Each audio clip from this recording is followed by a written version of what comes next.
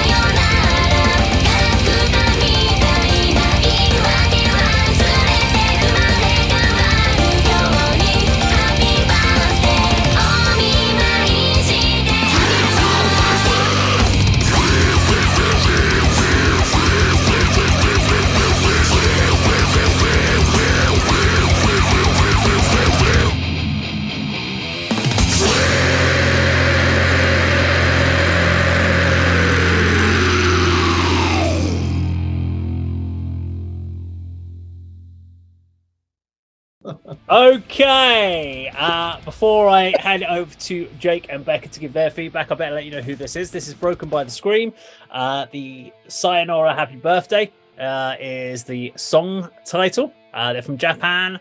They are an idol group. So it's just the girls that are a part of this idol group. The guys are actually just backing musicians. They're not actually part of the band. Oh, wow. And it is basically one of these things where the individual singers are put together and there's no particular genre or style that they are targeted at. So it's all part of the Japanese culture of mixing, matching. The dance routines don't actually mean anything particular, but it's because the Japanese audience doesn't want people just standing there. So they always do like to do some sort of it's like the equivalent of like a boy band here in the NSYNC or Backstreet Boys. Is very much like that, but they don't have any limitations on the styles of music that they do. And that's what they did here. So over to Jake and Becca. After you, 2 minutes. You may go. Yeah, go for it. Go Right. on. So liked it straight away. Some bits reminded me of Dragon Force. Okay. And the screen vocals reminded me, and don't have a go with this, of early Ollie Sykes from Bring Me the Horizon. Oh my god, no. That's what I like early. Well, I don't like new Bring Me the Horizon. I love early Bring Me the Horizon, like the first 3 albums. And then I think after that, they sort of went a bit just, no, they're just meh now. That's just my opinion. But I think the song was really good. And as I said, Dragon Force elements in there somewhere. No, carry on, keep talking. So yeah, I really, you knew I was going to enjoy it, Dave. So because I love that sort of, I love that sort of music anyway. So you're going back over to you. Are you sure you? Yeah, I'm done. Okay, no, that's fine. So Baby Metal came to mind straight away. Okay. I loved it. I love all that sort of like dancing and everything, even though it's probably not like properly choreographed or anything. But it's really good to like watch it live, and it does get the crowd interacting, and I love that. I really love like the contrast in the vocals as well, like the proper harsh, deep, aggressive, compared to like the I can't do it because my voice is like I've got a cold at the moment, but I love it. It's something that I really wish I could do. Not that sort of technique of clean vocals, but you know what I mean. But no, I love all that. That reminds me, we're seeing Baby Metal next week at Sabaton. Yeah! They're supporting next week. Yeah. Right. Okay, Andy, your 1 minute of feedback if you need it. It starts now. I need it. Yeah, when you gave us some context about how this band was formed, and that kind of makes sense, really. I mean, I like the opening growl, obviously. I like the redhead girl's vocals, very Bill Steer, Carcass, Exhume type, really good, sick vocals. And then it goes just weird for weird's sake. There's you say boy band dancing. There's you see Dragon Force. Yeah, I picked up Dragon Force guitar wankery. I don't like that either. Just find I know it's a manufactured band. If that's a real band, you want to say to them, find your audience and target them. Don't target the hardcore fans with the breakdown they had. That was good as well. Don't target death metal gore fans with your Bill Steer vocals. Don't target Steps fans with your pop dancing. Just pick something and be a bit more straightforward and down to earth. So in summary, I didn't like it. Kirk, 1 minute.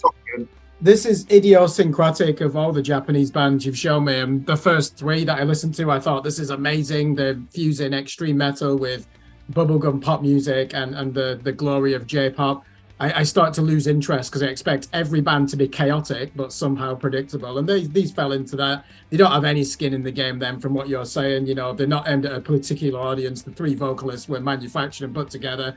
The backing band were excellent. Some of those fret shapes that he was playing for that sweep picking solo were incredible. This is brutal. It would scare the shit out of most people, but because I've come to expect that from Japanese bands, I'm thinking, I love Mr. Bungle. Why am I not into this? I think it's somehow become predictable, even though the song itself has no fucking structure whatsoever. It's just chaos. But I've come to expect that, so I don't think these bands are chaos anymore.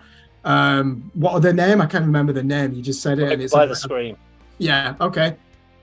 Yeah, I probably would listen to an album because probably 60% of it wouldn't be like that. I actually enjoyed the J-pop moments rather than the plastic extreme metal moments, which were clearly enhanced in the studio. Great backing band and musicians.